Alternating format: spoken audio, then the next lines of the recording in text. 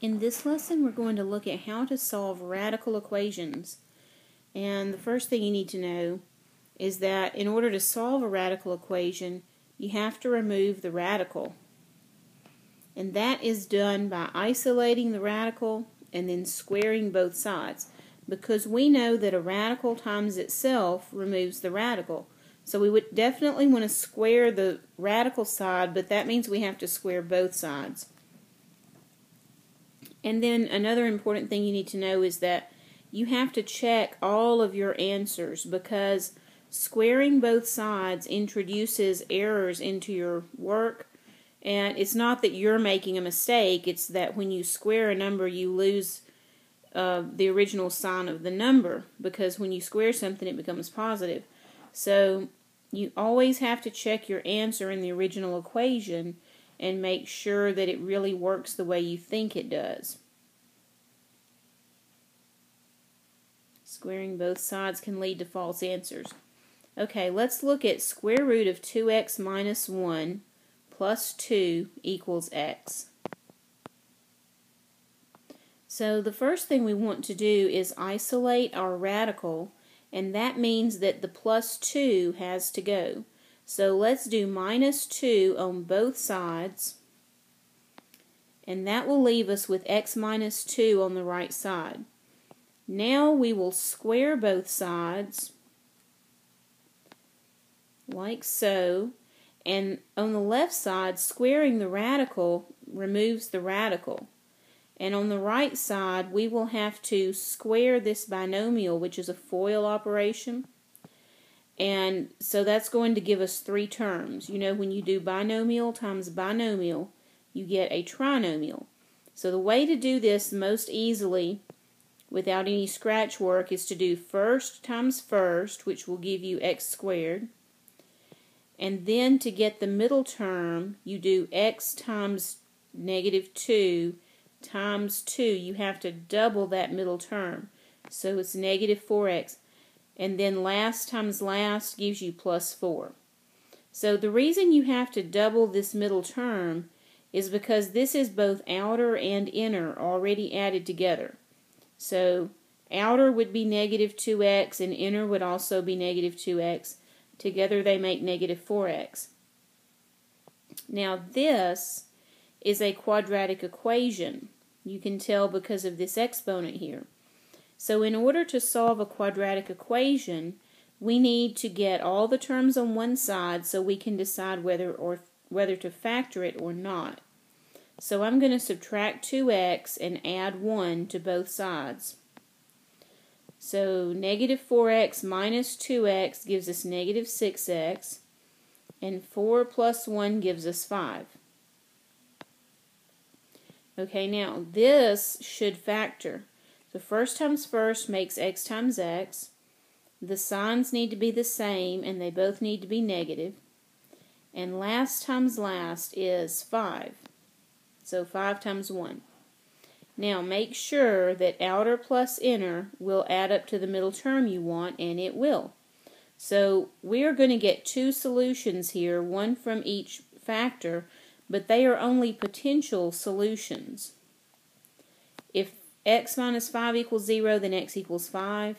And if x minus 1 equals 0, then x equals 1.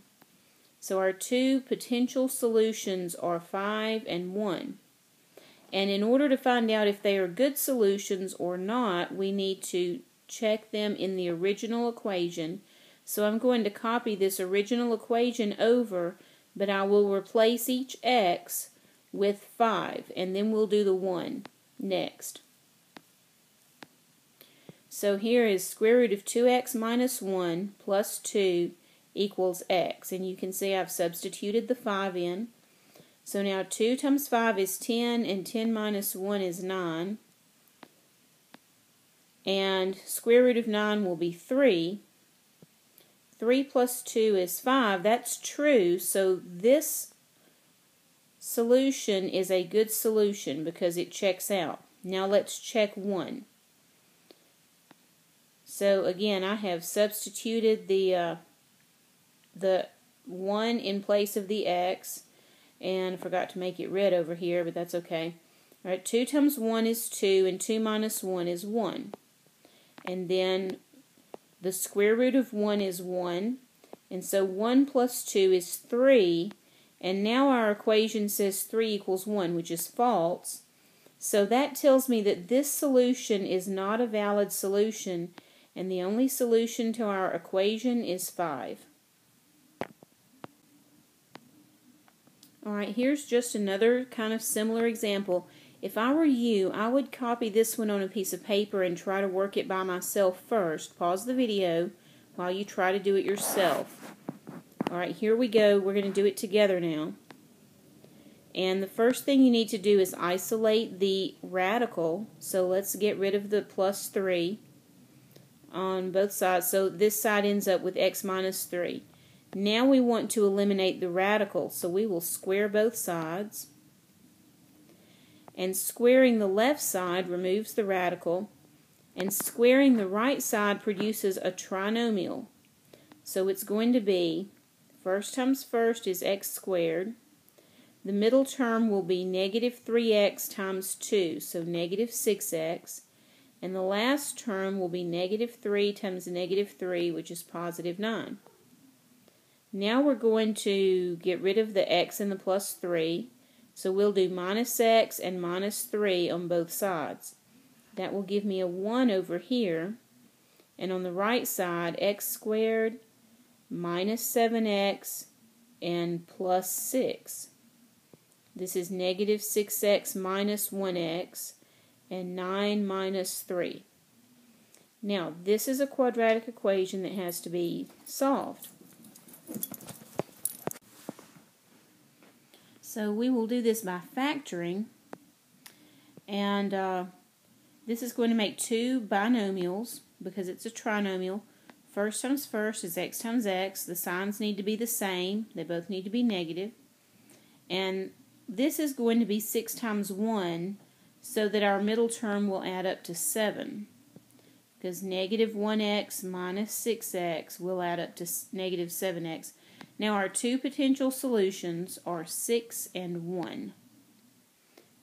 6 from here, 1 from here. Okay, let's check the 6. If I plug 6 into my original equation, now this 6 plus 3 is 9, and the square root of 9 is going to be 3. So 3 plus 3 is 6, and that's what we wanted it to be.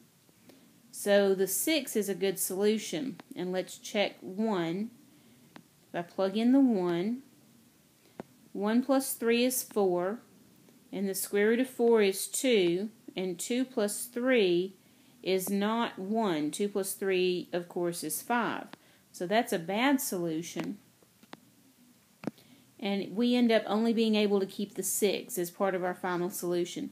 Now I want to offer you just a word of caution, because a lot of students ask me, do we really have to check both answers? Can we not just assume that the larger answer is true and the smaller answer is false?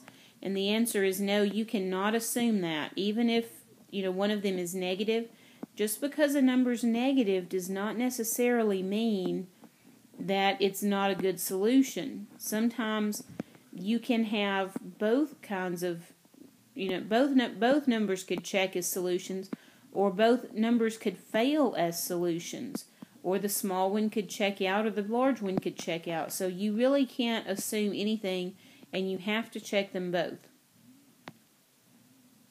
Alright, here's a new one. Square root of 2x plus 8 equals x. So this radical is already isolated.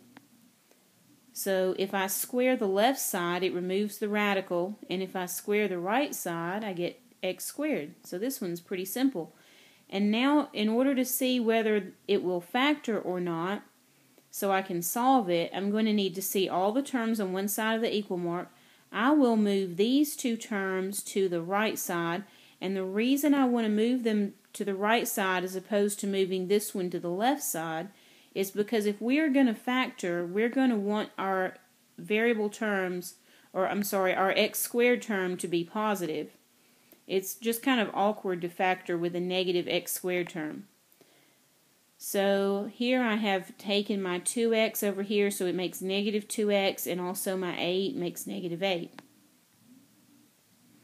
So the way I factored this, I need the signs to be different, and I need last times last to make 8. So I used 4 and 2, and this way I get positive 2x, and negative 4x adds up to negative 2x for my middle term. And my two potential solutions here are 4 and negative 2. So let's check them both now. If I check 4, 2 times 4 plus 8 is supposed to equal 4. Now 2 times 4 will be 8, and 8 plus 8 will be 16, and the square root of 16 is 4, which is what we wanted, so that's a good solution. And if we check negative 2, we really don't have to go any further because we know that a radical will give us a positive answer, and this is equal to a negative number. So this one couldn't possibly check out, but just for the record, 2 times negative 2 is negative 4, and negative 4 plus 8 is positive 4, and the square root of positive 4 is 2, and that's not equal to negative 2, so that's a bad solution. And the only answer we get is 4, this one. Or actually, here, this is a coincidence that this happened to equal 4. So it's the answer's here, and that's what we put here. Okay, here's a new one.